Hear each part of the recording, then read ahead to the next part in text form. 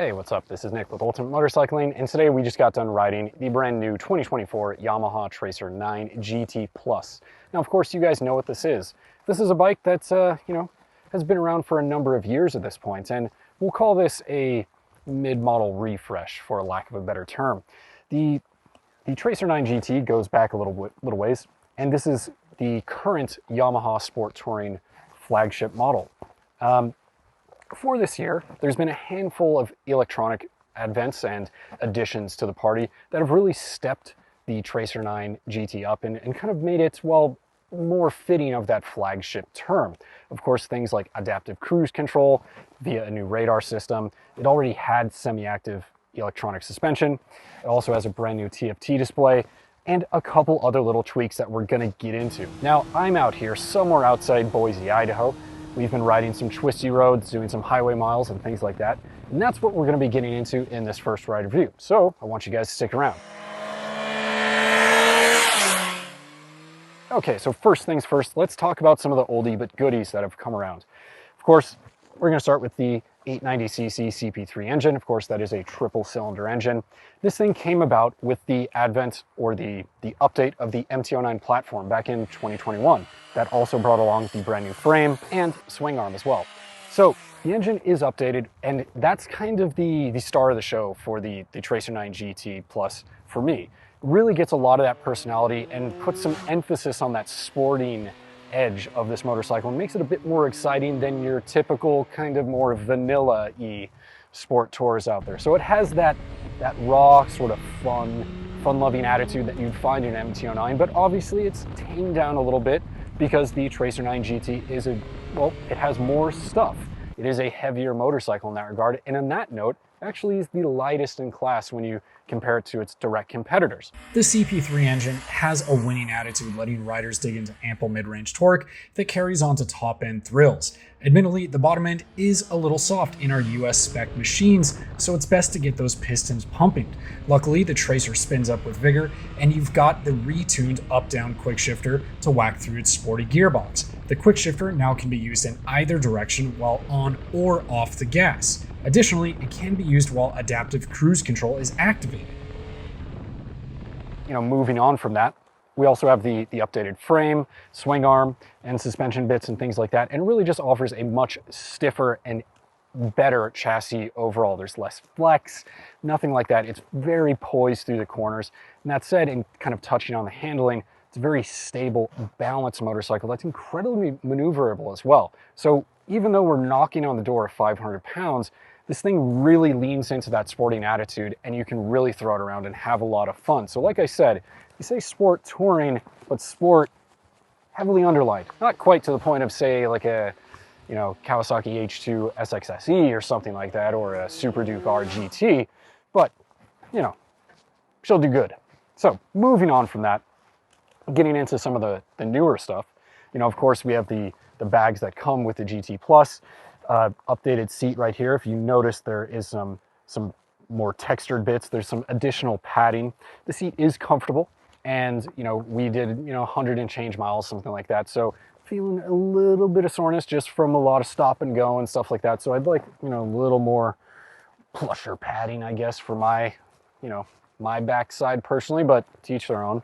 And since we're on the ergonomics, let's get into that. Of course, you have these adjustable handlebars, 2 positions. You also have something that you don't really see a whole lot on motorcycles today, which is adjustable rear sets right here. Normally, you'd have to go to an aftermarket set of rear sets to get that, but you do have 2 positions, up and back. Same thing as the MT-09s. So really cool features there. Of course, you do have this windscreen right here. It is a one-hand operable thing. I stand at 5'10", so when it's in the lowered position, I actually have all the wind protection I need, but for you taller guys and gals out there, you can pop it up. So wind protection, super solid. Really, really falling in with that touring aspect of this bike's whole operation. Now getting into some of the new stuff, and that's really the electronics. Now this thing always had lean angle detecting traction control, slide control, cornering ABS, and things of that nature. That's not new. What's new is the radar-linked unified braking. And of course, as that name implies, that is coming around thanks to the new radar sensor up front. Of course, that accommodates things like adaptive cruise control, and it also works with every other electronic system on this motorcycle with the now unified braking or unified linked braking system. I'm sure I botched that acronym, but you get the idea. The brakes are linked front to rear. So if you apply brake here, it will apply brake in the rear as well, and vice versa. The Yamaha's linked braking system factors in lean angle, speed, and much more to apply a precise amount of braking between the front and rear calipers, which is one of the many reasons why the updated Tracer is so sure-footed. Trailing deep into corners at a spirited pace is done with pure confidence, though outright feel at the adjustable lever is a little muted. Moving to something like a higher spec brake pad could definitely help out. Now the radar thing is interesting because when adaptive cruise control is engaged, it allows system-wide integration between the radar unit, the IMU, semi-active suspension, and the linked braking or ABS systems. You just set your following distance and ACC will adjust accordingly, first using the engine braking and then of course the actual brakes. Importantly, it never smashes the brakes and blows through the fork damping to unsettle the chassis because remember, all the electronic systems are communicating when adaptive cruise control is engaged. There are limits to the adaptive cruise control's braking intervention as it still relies completely on rider input to avoid collisions. If the system detects closing speeds to an object or vehicle are too high, it will flash a huge warning on the TFT display indicating that the rider needs to take action and apply the brakes. It won't stop the bike outright. However, Yamaha says that the system will safely apply additional braking pressure beyond what the rider is already doing. For example, if a rider uses only 70% of the bike's braking potential, the system can make up the difference. Now, Yamaha is extremely clear that this is not an emergency braking system that we might see in the automotive industry where it's going to, prevent an accident. That's not its intention. It's an aid to help prevent an accident. But Yamaha, again, makes it abundantly clear that this is still completely on the rider.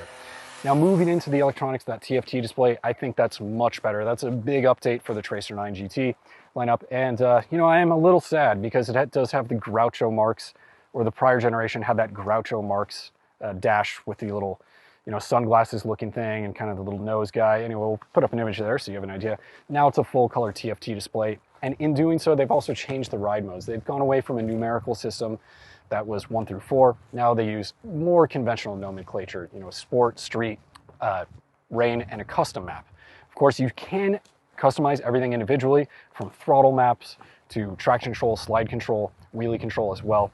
And then you also have your semi-active suspension modes.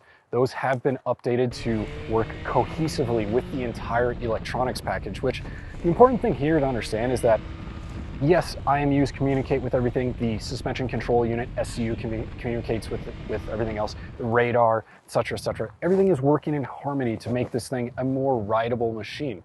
Now, kind of focusing on the suspension, you still have 2 modes. You have A1 and A2. A1 is the more sporty of the bunch, so a bit stiffer, a little bit, heavier damping, we'll say. And then A2 is your comfort setting. Interestingly, I found that in A2, I'm able to get the bike to pitch a little bit more in the canyon. So just for my preferences, I kind of liked that, even at a faster pace, and it still stays tight and controlled. And in A1, it just feels a bit more, bit more neutral constantly in a lot of ways, and really just keeps that chassis much tighter. Now, without really taking it to the ends that a sport bike would. Now, those are kind of my main thoughts on the 2024 Yamaha Tracer 9 GT Plus, which comes in at $16,499. And by the time you see this video, it's going to be hitting dealerships. So if you guys have any questions, I'm Nick DeSena with Olson Motorcycling, and why don't you drop those questions down below? We'll get you some answers. Now I'm going to get back on the road. We're going to go find some potatoes because we are in Idaho. And yeah, that's all I have to say about that. Now take care.